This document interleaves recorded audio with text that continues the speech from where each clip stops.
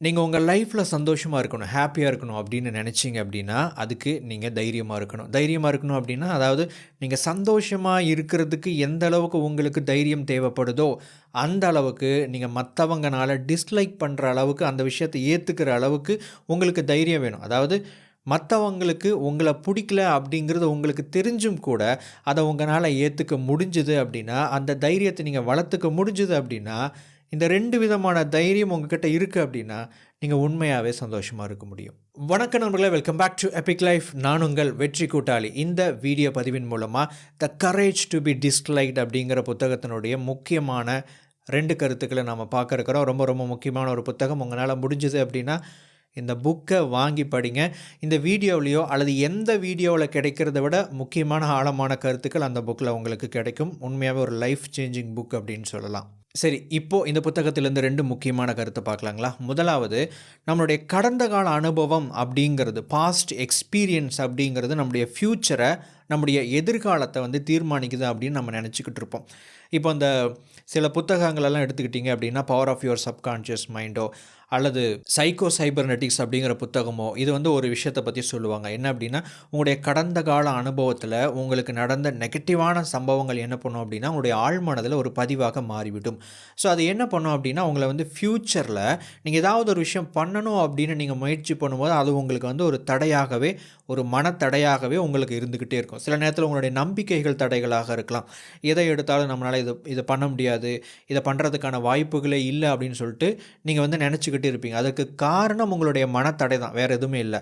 So அப்போ அந்த மாதிரியான சில பாஸ்ட் எக்ஸ்பீரியன்ஸ் இருக்குது பார்த்தீங்களா, அது நம்முடைய ஃப்யூச்சரை, நம்முடைய எதிர்காலத்தில் நம்ம ஏதாவது ஒரு செயல் செய்ய விடாமல் தடங்களாக இருந்து கொண்டே இருக்கும். இது இந்த கான்செப்டை இந்த சப்கான்ஷியஸ் மைண்ட் சம்மந்தமாக சொல்லியிருப்பாங்க. ஆனால் இந்த புத்தகத்தில் என்ன சொல்லியிருக்கிறாங்க அப்படின்னா, இந்த கடந்த கால அனுபவங்கள் அப்படிங்கிறது ஜஸ்ட் உங்களுக்கு ஒரு ஃபிக்ஸ்டு மைண்ட் செட்டை மட்டும்தான் கொடுக்குது அப்படின்னு சொல்லியிருக்கிறாங்க. அதாவது உங்களுடைய கடந்த காலத்தில் நீங்கள் ஃபெயில் ஆகிருக்கலாம், உங்களுடைய கடந்த காலத்தில் ஒரு விஷயம் உங்களுக்கு வராமல் இருந்திருக்கலாம். இப்போ உதாரணத்துக்கு நீங்கள் ஸ்கூல் படிக்கும்போது இங்கே கணக்கில் ஃபெயில் ஆகிருக்கலாம். ஸோ அது என்ன ஒரு நம்பிக்கையை கொடுக்கும் அப்படின்னா, எதிர்காலத்தில் கணக்கு சம்மந்தப்பட்ட ஏதாவது ஒரு விஷயத்தில் நீங்கள் ஈடுபடும் போது, ஐயோ கணக்கா நம்மளுக்கு கொஞ்சம் பயம்ப்பா, நான் ஸ்கூல் படிக்கும்போதே ஃபெயில் ஆகிட்டேன், ஸோ மேத்தமேட்டிக்ஸ்லாம் நம்மளுக்கு ஒத்து வராது, இந்த கணக்கு வரவு செலவெல்லாம் ஒத்து வராது, ஸோ இதெல்லாம் வேறு யாராச்சும் பார்க்கணும் அப்படின்னு நம்ம ஒரு தடங்கள், ஒரு தயக்கம் நமக்குள்ளே ஏற்படும் பார்த்தீங்களா. இது ஒரு விதமான ஃபிக்ஸ்டு மைண்ட் செட். அதாவது நான் கணக்கில் ஃபெயில் ஆனதுனால எனக்கு கணக்கு வராதுன்னு நான் முடிவு பண்ணிட்டேன்.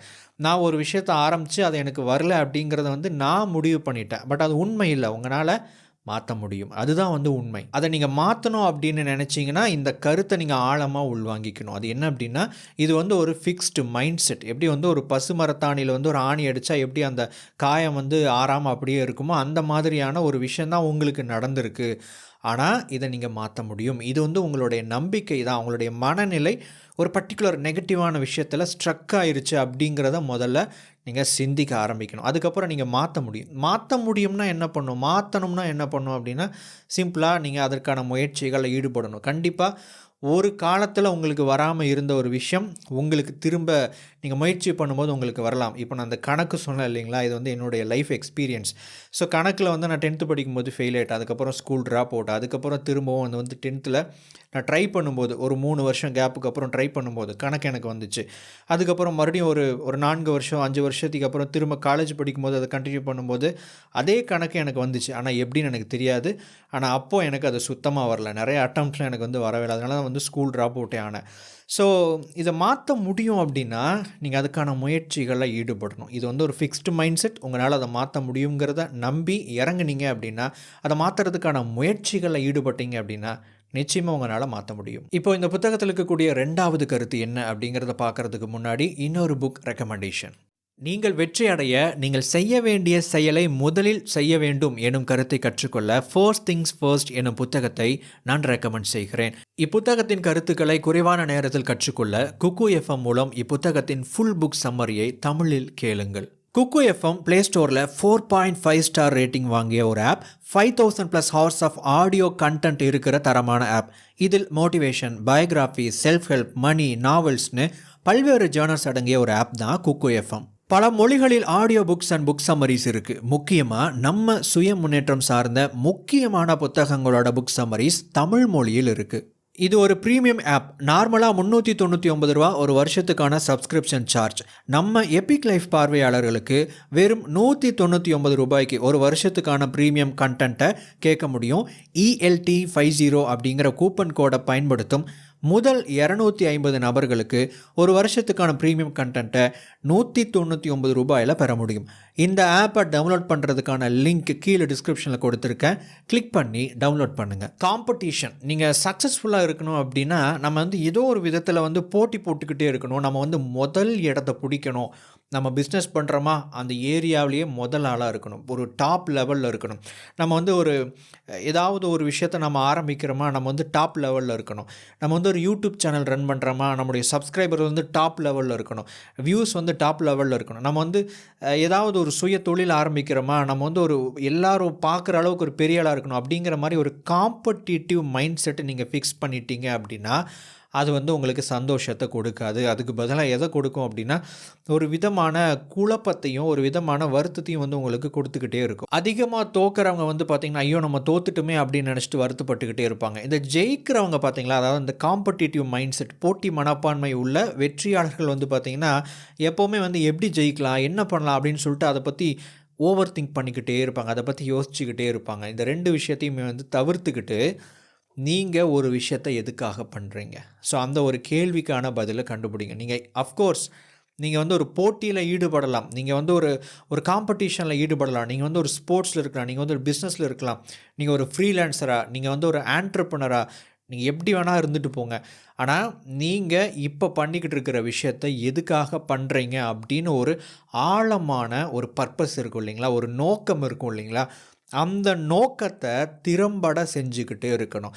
அந்த நோக்கத்தை நீங்கள் மேலும் மேலும் மேன்மையாக்கிக்கிட்டே இருக்கணும். அதை வந்து நீங்கள் ஃபுல்ஃபில் பண்ணிக்கிட்டே இருக்கணும், பூர்த்தியாக்கிக்கிட்டே இருக்கணும். ஸோ அப்படி நீங்கள் பண்ண என்னாகும் அப்படின்னா நீங்கள் சந்தோஷமாக இருப்பீங்க.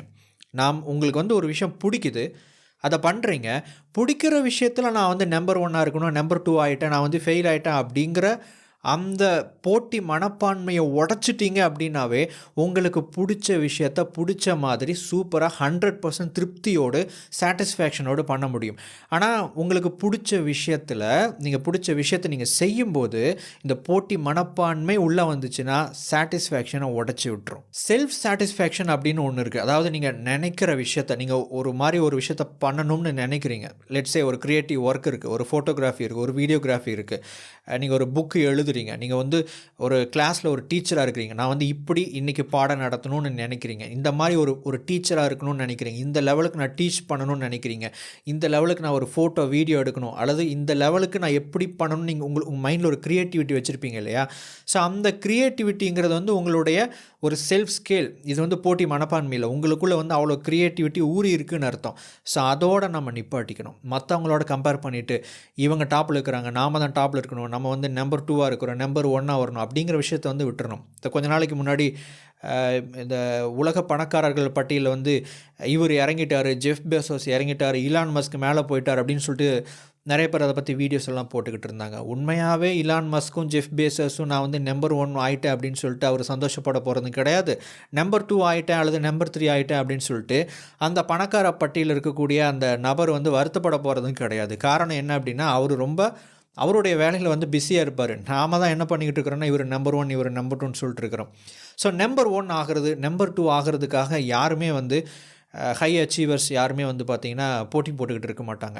அவங்களுக்குள்ள ஒரு பர்பஸ் இருக்கும். நான் இந்த விஷயத்தை பண்ணணும், நான் இதை பிடிக்கணும், நான் இதை செய்யணும் அப்படின்னு சொல்லிட்டு அவங்க மைண்டில் ஒரு க்ரியேட்டிவ் லெவல் ஒன்று வச்சுருப்பாங்க. அந்த லெவலை அச்சீவ் பண்ணுறதுக்கு அவங்க போய்கிட்டே இருப்பாங்க.